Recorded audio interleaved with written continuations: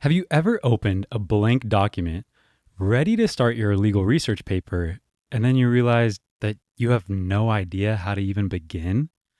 Legal writing isn't just about writing about the law, it's a unique form of communication with its own rules, goals, and structure. And trust me, it's very different from anything you've done in other academic settings. Legal writing is about precision. It's not like creative writing where you can play with metaphors or even other forms of academic writing where you can lean into long, complex sentences. Every word in legal writing has to pull its weight. There's no room for fluff. You're expected to be clear, concise, and structured while still being persuasive. It's also inherently argumentative.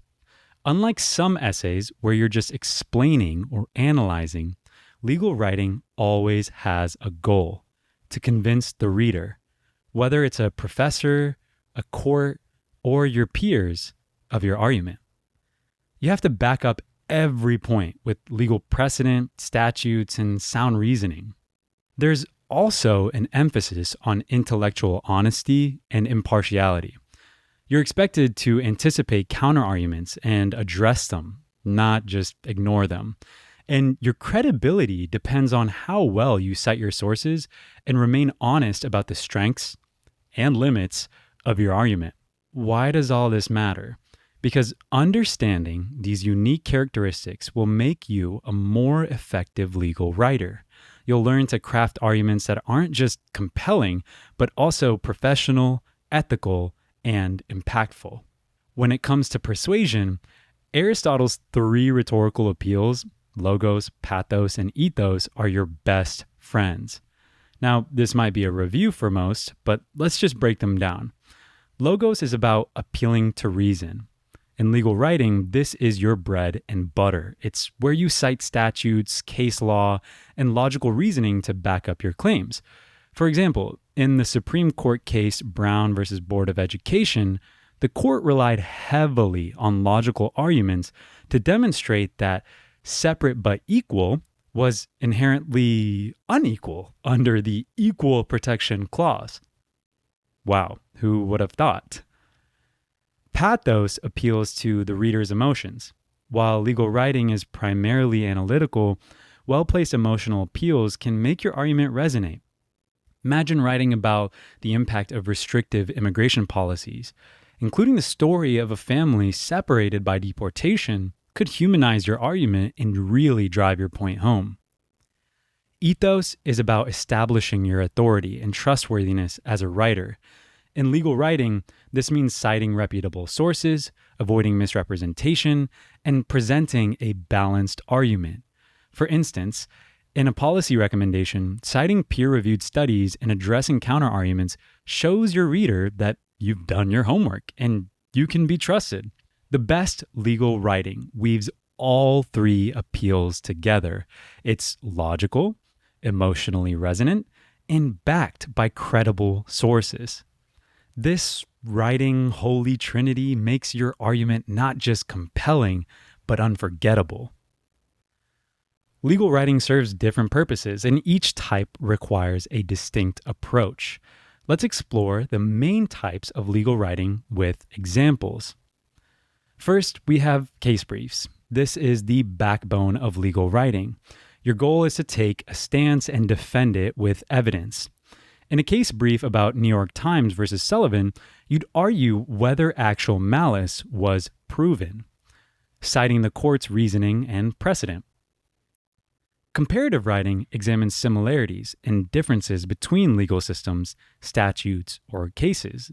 And an example would be, you might analyze how privacy laws differ between the US and the EU, focusing on the General Data Protection Regulation versus the Fourth Amendment.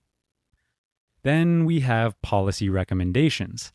This style identifies legal problems and proposes solutions. A policy paper might argue for reforming bail laws, supported by data on pretrial detention's impact on low-income communities. There's also commentary. Commentary provides analysis on critique of legal issues, often in law reviews or opinion pieces. An example would be writing a commentary on Dobbs versus Jackson Women's Health Organization, which might involve critiquing the court's reasoning and its impact on reproductive rights. Then you have historical analysis. This style traces the evolution of legal principles over time. You might explore the history of voting rights legislation from the Voting Rights Act of 1965 to Supreme Court rulings. Then we have narrative writing. Narrative writing tells a story to make legal issues more relatable. An example would be an op-ed on immigration policy, which could focus on the personal story of a family affected by deportation laws. Now, these aren't the only types of writing. These are just some that I wanted to mention. You can go out there on Google and research other types of writing that might interest you and try to fit your research into a type of writing. We've talked about the types of writing, but how do you fit it all into a framework? And how do you know which one to use? Frameworks are extremely important. They provide structures and ensure your arguments are logical and complete. Let's dive into some of the most common frameworks with examples. First up, I want to talk about the most used framework, which is IRAC. This is the classic framework. An example would be something for a memo on privacy law. First, you would address the issue. Does the Fourth Amendment apply to GPS tracking? Then you would address the rule. The Fourth Amendment protects against unreasonable searches. Then you would have your application. In United States versus Jones, GPS tracking without a warrant was deemed unconstitutional. Then you have your conclusion. GPS tracking requires a warrant under the Fourth Amendment. Then we have CREAC, which is conclusion, rule, explanation, application. It's similar to IRAC, but it starts with your conclusion. In a persuasive brief, you'd begin by stating the defendant's actions violated the Fourth Amendment because GPS tracking constitutes a search. Next, we have TREAT, which emphasizes tying your conclusion back to your thesis. So it'd be thesis, rule, explanation, application, and thesis. It's exactly like CREAC, but just with your thesis instead. There's also IREAC, which just adds an explanation step for clarity. And then FILAC, or FILAC, whatever you'd like to call it, which is facts, issue, law, application, then conclusion. This framework focuses on organizing facts before analysis. An example would be writing a case brief for Roe v. Wade, which might involve first laying out the facts, then identifying the constitutional issue. It's very important to note that frameworks aren't rigid. They're adaptable tools. Choose the one that best fits your topic and writing style.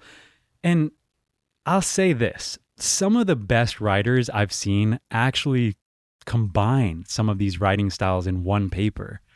So now that you know the types of legal writing and frameworks, how do you match them to your topic? First, start by identifying your goal. Are you trying to persuade, inform, or analyze? Then consider your audience. Writing for a professor requires a different tone and a structure than writing for a general audience. So, for example, if you're analyzing Supreme Court precedent, IRAC or CREAC might be your best bet. If you're making a policy recommendation, use a problem-solution framework. For a narrative op-ed, focus on storytelling and emotional appeals. Remember, your topic should guide your writing style, not the other way around. Flexibility is key. So why put in all this effort to understand the nuances of legal writing? Because legal writing isn't just an academic exercise. It's a skill that will serve you for the rest of your career. Whether you're drafting a policy paper, writing a law review article, preparing for moot court, the principles you've learned here will set you apart. Legal writing isn't just about what you say, it's about how you say it. And when you master the art of clear, persuasive, and ethical writing, you'll be able to make arguments that don't just inform, they inspire.